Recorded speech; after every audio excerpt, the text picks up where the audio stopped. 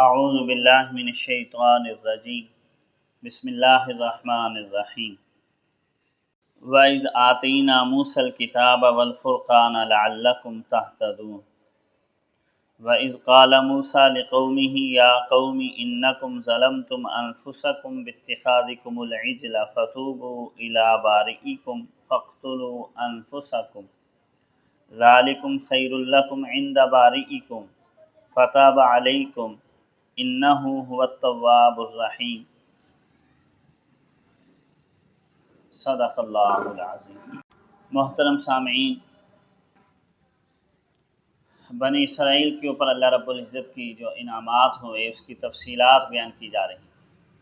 ان انعامات میں سے ایک انعام موسیٰ علیہ السلام کو دیے گئے معجزات اور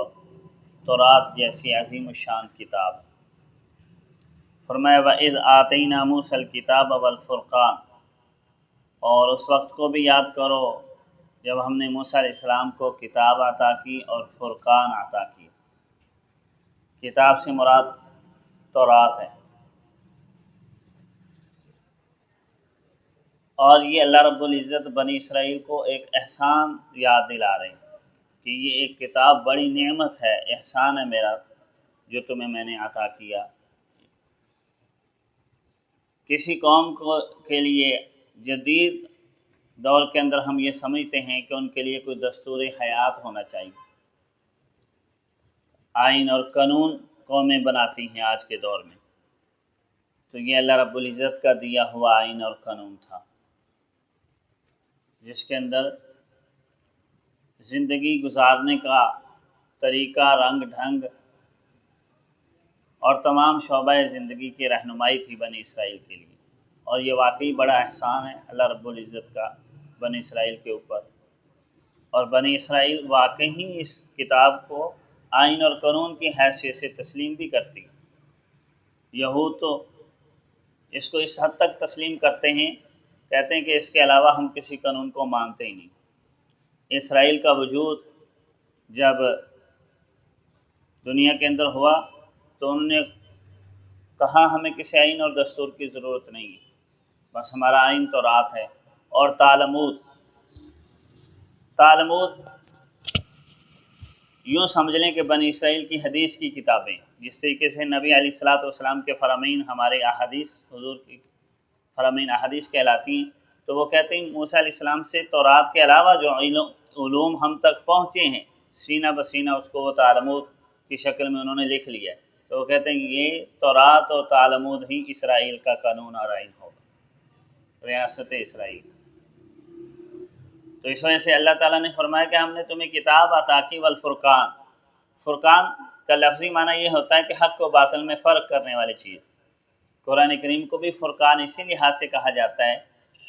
کہ حق اور باطل کو الگ الگ کر دیتا ہے، فرق کر دیتا ہے کہ یہ حق ہے یہ باطل۔ تو یہاں فرقان سے کیا مراد ہے؟ مفسرین میں سے کچھ مفسرین تو یہ فرماتے ہیں کہ یہاں فرقان سے مراد تورات ہی ہے، کہ ایسی عمدہ کتاب تھی کہ دستور حیات بھی بتاتی تھی اور حق و باطل میں فرق کرنا بھی بتاتی تھی۔ اور بعض مفسرین فرماتے ہیں کہ فرقان سے مراد تورات کے مضامین ہیں، اور اتنے صاف واضح مضامین تھے کہ اس کو پڑھ کر انسان کی عقل روشن ہو جاتی اور حق و باطل میں اس کو تمیز کرنے کی صلاحیت اس کے اندر پیدا ہو جاتی۔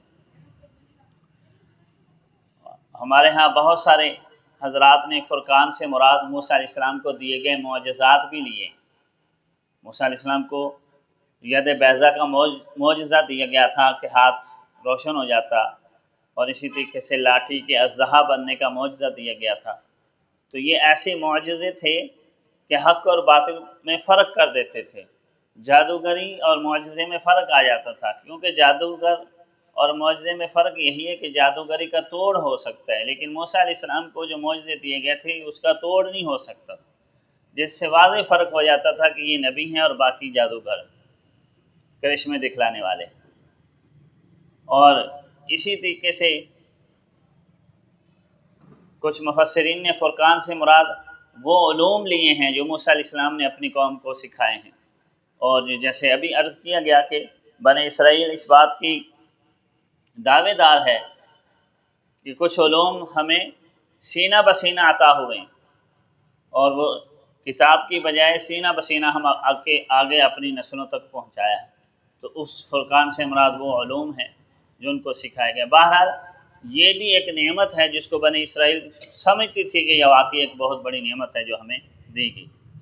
تو اللہ تعالیٰ فرماتے ہیں یہ سب کچھ ہم نے تمہیں دیا لعلکم تہتدون، تاکہ تم راہیاب رہو، ہدایت یافتہ رہو۔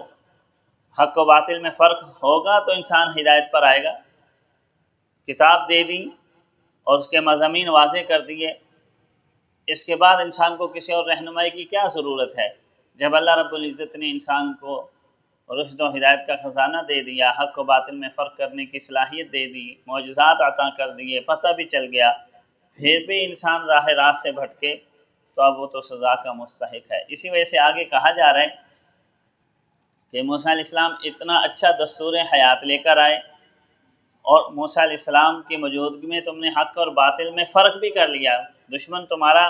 نیست و نابود ہو گیا تمہاری آنکھوں کے سامنے، اور موسیٰ علیہ السلام کی عظمت تم نے آنکھوں سے دیکھ بھی لی۔ صرف چند روز کے لیے وہ کوہ طور پر گئے تورات لینے کے لیے، اور تم پیچھے سے بچڑے کی پوجا کرنے لگ گئے۔ اور موسیٰ علیہ السلام نے جب آ کر دیکھا کہ قوم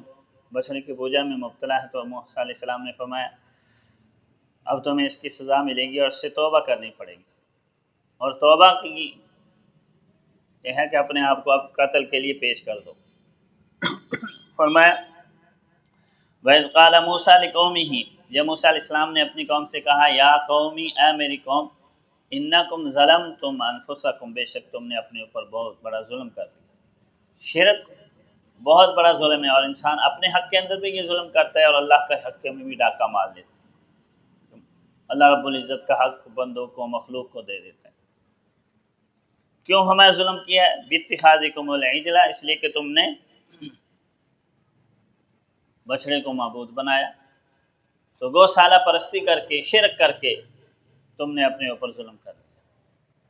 کہاں اللہ رب العزت نے توحید کی نعمت سے تمہیں سرفراز کیا، اس کی وجہ سے تمہیں عظمت عطا کی، فضیلت دی جہان والوں پر، پیغمبر تمہارے اندر مبعوث کیے، وحی کی تعلیمات جاری ہو رہی، اور کہاں تم ایک بچڑے کی پوجا کے اندر لگ گئے، لوگوں کے دیکھا دیکھی، کسی کو دیکھ لیا، کسی قوم کو تو ان کے دیکھا دیکھی یہ کام کرنے لگے، اپنا دستور حیات، پیغمبر کی تعلیمات نہیں دیکھ رہے۔ ہارون علیہ السلام منع بھی کر رہے ہیں، پھر بھی باز نہیں آ رہے۔ تو موسیٰ علیہ السلام نے کہا تم نے بڑا ظلم کیا، اب اس سے توبہ کرو۔ فَتُوبُوا إِلَىٰ بَارِئِكُمْ، اپنے رب کی طرف توبہ کرو۔ اور توبہ کیسی ہے؟ توبہ یہ ہے کہ قتل کے لیے اپنے آپ کو پیش کرو۔ چاہیے تو یہ تھا کہ ساری قوم قتل ہو جاتی، جو کرنے والے ہیں وہ بھی، اور جو مجرم وہ تو مجرم ٹھہرے، اور جو خاموش تھے وہ بھی مجرم ٹھہرے۔ تو لیکن طریقہ کار موسیٰ علیہ السلام کی برکت سے یہ طے ہوا کہ جنہوں نے عملی طور پر گوشالہ پرستی کی ہے وہ اپنے آپ کو قتل کے لیے پیش کرے، اور جو خاموش رہے ہیں وہ ان کو اپنے ہاتھوں سے قتل کرے، اور اپنا قریبی رشتہ دار ہی اپنے رشتہ دار کو قتل کرے۔ اس طریقے سے توبہ قبول ہو۔ اور یہی قتل کا معنی ہے کہ فَاقْتُلُوا أَنفُسَكُمْ، پس اپنے آپ کو تم قتل کرو۔ تو اپنے بھائی کو قتل کرنا ایسے ہی ہے اپنے آپ کو قتل کرنا۔ فا یہاں سبب کے لیے، اس لیے کہ تم نے ظلم کیا ہے، تو اس لیے اب اس کی وجہ سے تم اپنے آپ کو قتل کرو، نہ یہ جرم کرتے نہ تم قتل ہوتے۔ اور تورات کے اندر بھی، ان کی جو موجودہ تورات ہے اس کے اندر بھی یہ ہے کہ اپنا بھائی اپنے بھائی کو قتل کرے۔ 3000 لوگ قتل ہوئے، اور اپنے قریبی رشتہ داروں، اور بقیہ کی توبہ اس طریقے سے قبول ہوگی۔ اب یہ توبہ اس طریقے سے ہوئی کہ جو قتل ہو رہے ہیں وہ شہادت کا رتبہ پا رہے ہیں، اور جو قتل کر رہے ہیں وہ غازی کہلا رہے ہیں۔ اس طریقے سے اللہ رب العزت نے ان کو توبہ قبول کر دی۔ اور شریعت موسوی کے اندر یہ فوجداری جرم قرار پاتا تھا، یعنی شرک کرنا شرعی لحاظ سے تو جرم تھا ہی تھا، فوجداری قوانین میں بھی یہ جرم سمجھا جاتا تھا، اور ایسے جرائم کے اوپر فوجداری قوانین جو نافذ ہوتے ہیں کہ قتل کیا جاتا ہے۔ کون سی گورنمنٹ آج کے دور میں ایسی ہے جو اپنے باغیوں کے ساتھ رو رعایت کرتی ہے؟ کوئی رعایت نہیں کرتی۔ عقلی فلسفوں کی یہاں ضرورت نہیں ہے، بس انہوں نے بغاوت کی اللہ رب العزت کے ساتھ، تو اللہ رب العزت نے فوجداری قوانین کے تحت ان کو قتل کرنے کا حکم دے دیا۔ شریعت محمدیہ کے اندر بھی بالکل اسی طریقے سے ہمارے ہاں جو حدود اور تعزیرات جن جرائم کے اوپر مقرر کر دی گئی ہیں، زنا کی حد سنسار کرنا ہے، ڈاکہ کی حد قتل کرنا ہے، تو فرمایا چاہے انسان توبہ بھی کر لے لیکن اس کو اس کے جرم میں قتل کیا جائے گا، صرف اس کا فائدہ یہ ہوگا قتل کا کہ آخرت میں دھلا دھلایا اٹھایا جائے گا۔ اسی میں سے آگے کہا جا رہا ہے ذالکم خیر لکم عند باریکم، یہی تمہارے لیے بہتر ہے تمہارے پروردگار کے ہاں، اور اس میں خیر یہی ہے کہ دنیا کے اندر گناہ معاف ہو جائے گا، کفر کی بجائے شرک کی بجائے ایمان کی حالت پر خاتمہ ہوگا، اور آخرت میں دھلے دھلا ہوا انسان اٹھے گا پاکیزہ ہو کر، اور جو توبہ کی نیت سے واقعی اپنے آپ کو پیش کرے گا تو وہ شہادت کا رتبہ پا لے گا، اس سے بڑھ کر اور کیا خیر ہوگی، اور مارنے والا غازی کا رتبہ پا لے گا، اور وہ زندہ رہ کر باقیہ لوگوں کے لیے نصیحت اور عبرت کا نمونہ بنے گا۔ اسی میں تمہارے لیے خیر ہے، فتاب علیکم، پس اس پروردگار نے تمہاری توبہ قبول کر لی، انہ هو التواب الرحیم،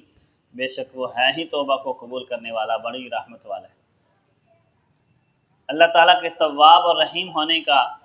قرآن کریم نے بہت پرزور طریقے سے تذکرہ کیا ہے کہ وہ توبہ کو قبول کرنے والے ہستی ہے، رحمتوں والے۔ بہت سارے مذہب ایسے ہیں کہ وہ کہتے ہیں نہیں جی انسان کو اللہ رب العزت سزا ہی دیں گے اس کے گناہوں، توبہ قبول نہیں ہوگی، اللہ تعالیٰ پابند ہیں سزا دینے کے۔ ان میں سے بدھ مت والے جو مذہب ہیں ان کا یہی مذہب ہے، اور وحی کے علوم کے علم برداروں میں عیسائیوں نے یہ مذہب اختیار کر لیا، اور انہوں نے حضرت عیسیٰ علیہ السلام کی جو سولی کو ان کو جو چڑھایا ہے نا، وہ اپنے اسی برے عقیدے کی وجہ سے کہ اللہ تبارک و تعالیٰ گناہوں کو معاف نہیں کرتے، بس آدم علیہ السلام سے لغزش ہوگی، وہ نسل در نسل آگے چلی رہی، اس کی سزا ملے گی تو وہ معاف ہوگا، اور اس کی سزا میں اللہ تعالیٰ نے عیسیٰ علیہ السلام کو پیدا ہوا جو آدم کی نسل سے نہیں، بغیر آدم کے نطفے کے پیدا ہوا، اس وجہ سے وہ جرم ان میں شرائط نہیں کیا گیا، وہ پاک باز تھے، اس وجہ سے ان کو سولی چڑھایا گیا تو وہ اس گناہ کا کفارہ بنے۔ ایسے ہی زمین آسمان کے کلابے ادھر ادھر کے ملا کر جو ہے نا وہ یہ اللہ رب العزت، پہلی بات تو یہ کہ آدم علیہ السلام سے گناہ ہوگا ہی نہیں، لغزش ہی نہیں ہوئی، اگر ہوئی تو اللہ رب العزت نے قرآن کریم میں اس کا تذکرہ کیا فتاب علی، اللہ نے ان کی توبہ قبول کر لی، ختم ہوگی بات وہیں، تم آگے ان کو نسل در نسل آگے چڑھائے جا رہے۔ اللہ رب العزت یہ قہاریت کے تذکرے یہودیوں نے بھی کیے، اور اس قدر زور کے ساتھ کیے